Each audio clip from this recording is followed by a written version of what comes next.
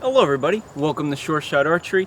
Anthony here, and in this video I'm going to give you my review of the Formula XD with the Formula Axia limbs.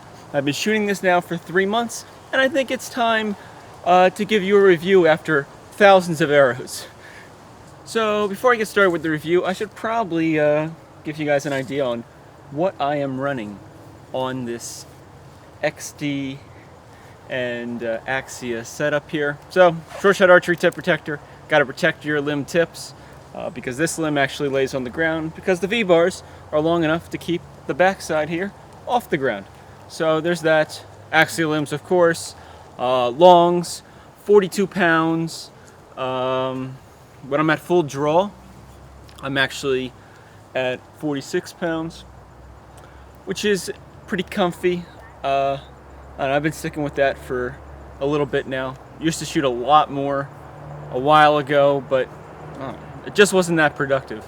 I don't think it was worth all the weight unless you have a considerable amount of time to dedicate to just shooting, but I do not have that quantity of time. With that, we got a top weight here. I think I think the bottom half's actually like a doinker weight for an Extremo stabilizer, but the top half is 5 ounces of short shot archery stainless steel weights. Then we have the Formula XD riser, right-handed, liquid blue, that is the color, and right-handed. On the inside, we of course have the 360 dampeners going, and we are running 1 ounce in the front, on top, I guess, in the top for the perfect balance weight system, and we're running 2 ounces in the bottom for the perfect balance weight system. Continuing down, we have our sights. We're running the new Shibuya Ultima. This is the cool, like, tapered and, you know, trapezoid with a triangle. I'm sure they have a more correct name for the extension, but anyway, yeah, works good. And I'm shooting Chef's aperture from True Ball XL. Besides that, we got a biter clicker, 0.25. We're running the Veritune plate with the Shibuya arrow rest.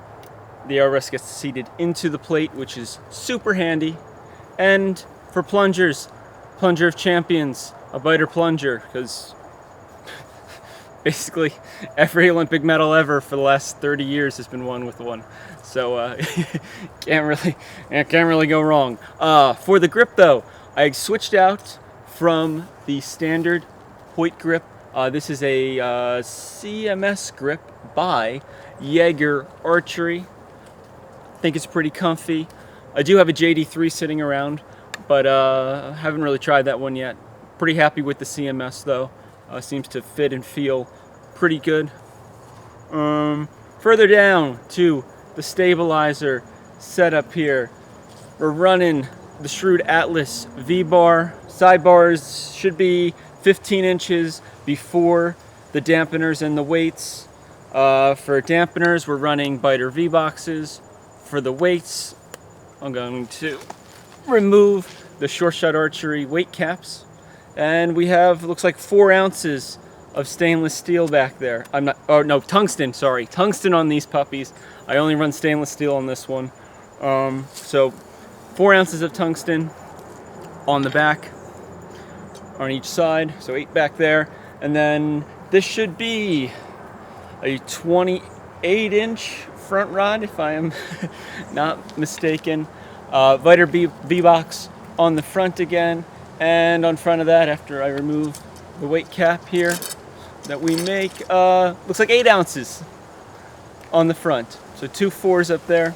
You can get solid 8s, but when I set this bow up, I was not making solid 8 ounces yet, so that's what I got.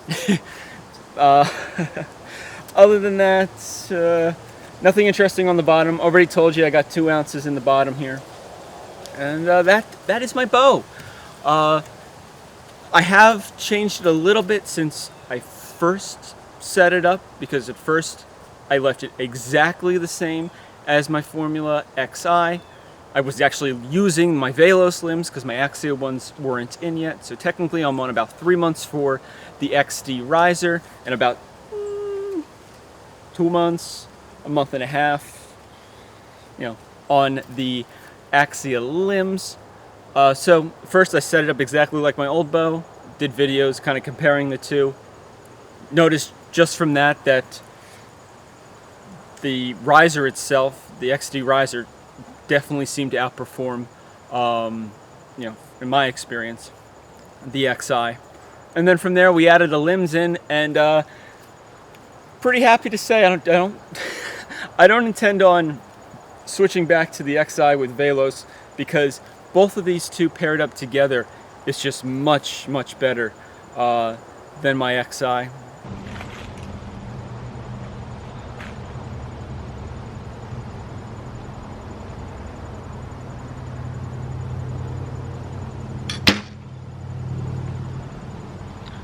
Alright, so for me, what are the most important things about the new Formula XD and Axia limbs? Well, what stood out the most is definitely the dampener.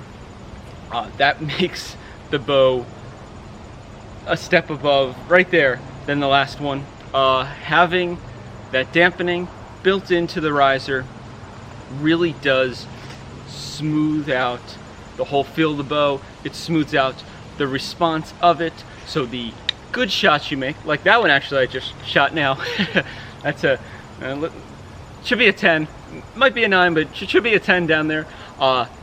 Those shots that you go through your whole process really well, they shoot great, they feel great, the response feels great. When you make a not so great shot, you still get an alright response. It's not as chaotic, which is good because it's not as distracting, but and you can feel in the bow that, oh, I didn't shoot that shot that great. Oh, I gave a little on my bow arm, or oh, I didn't really expand that smoothly, and that was a really kind of choppy shot. You can feel it in the bow still, which is nice, because in the past I have shot some carbon bows, and they're good. They're nice bows, carbon bows, but they don't always give you a really great response back like aluminum does. But the one downside of aluminum in the past has been, well, it's giving you tons of responses. It's sending all the vibrations. Well, with the 360 dampener, because it has that weighted center, it can take out some of those unnecessary vibrations that are just noise, and you get a more clean vibration response from the bow, and then that helps me as the archer. I personally appreciate it. I don't know if everybody else thinks the same way, but it helps me, and I really do feel like I'm seeing it downrange in my grouping. So it'll be fun come next year when we show up to Arizona Cup. At this rate, we'll see. There's definitely some time from now until then, but we'll see how it goes. Another thing I like, and yes, this has been on other bows, is the perfect balance weight system. Personally, I never used the weight systems on any of the other Hoyt risers. They were there. They weren't the most adjustable, or I guess they're probably fairly easy to use, but they just weren't my thing. This, just being able to slip the weights in, put a screw in, and you're done. Very nice. Very, very nice. And I like how they give you two weights with two different size screws from the start, so you can have one at the top, one at the bottom, or only one, or two put together. I have extras, so now I have 3 ounces instead of the normal 2 that comes with the bow. But still, I like it. I can really adjust the balance of my bow to my liking. So when I'm up at full draw, I can sit more comfortably and confidently on the target, so then I can just worry about, just shooting good shots. and it seems to make my life easier as an archer, and it's making the sport even more enjoyable to me, and I think that's probably the most important part. It's not really big scores at the end of the day for me. I just want to enjoy shooting, and I want to know, oh man, am I on today? Or you know what, today wasn't such a good day. I want the bow to be able to give me an accurate response to that, and I want to have the ability to set up my equipment in a way that allows me to be as consistent every day as possible.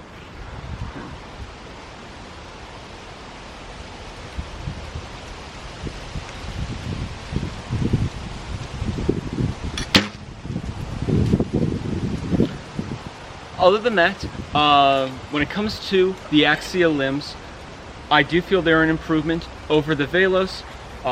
They feel a little stiffer, which is actually very helpful, but they do seem to be the same speed, so I'm not losing height down to the target. I'm not having to lower my sight any more than my old setup, but at the same point in time, the limbs do feel like you get less left to right motion in them.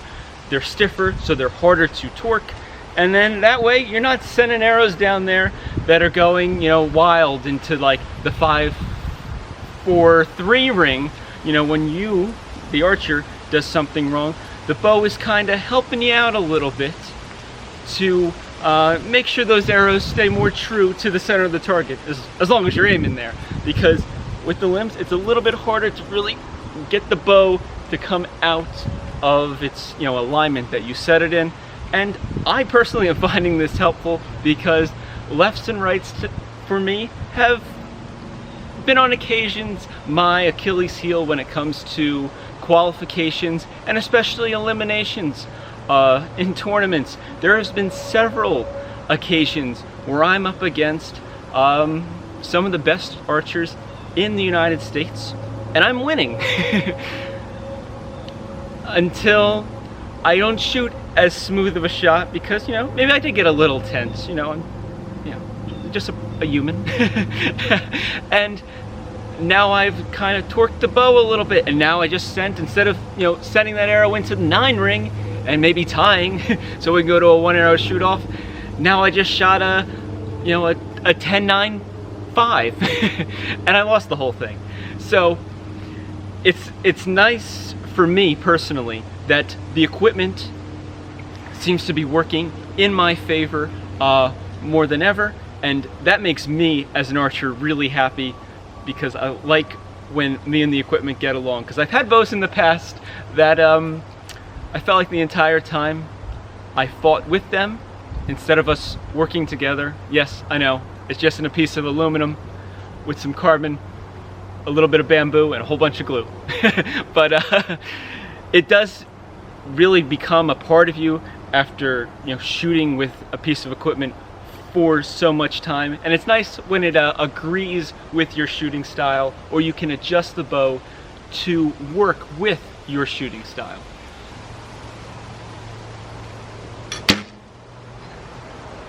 It's not there's nothing like a good shot.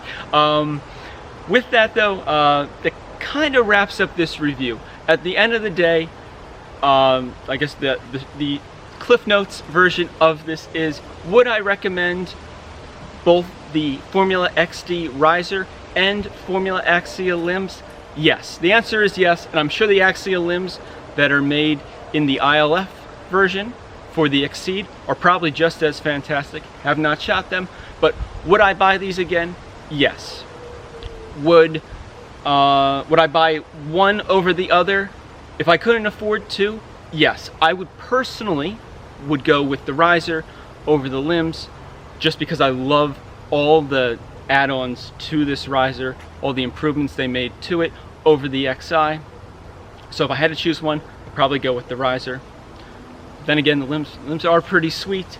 Other than that, I'm really excited to use it. I will be setting it up for indoor season in, well, I could say a couple months, probably towards like mid-December, end of December. I'm gonna have to get ready for the Lancaster Classic. I will be shooting this bow at the Lancaster Classic I'm gonna be shooting some big arrows this year because I'm tired of going into shoot-offs against people that are shooting 11s, and it's a lot harder to shoot an 11 with a little baby X10.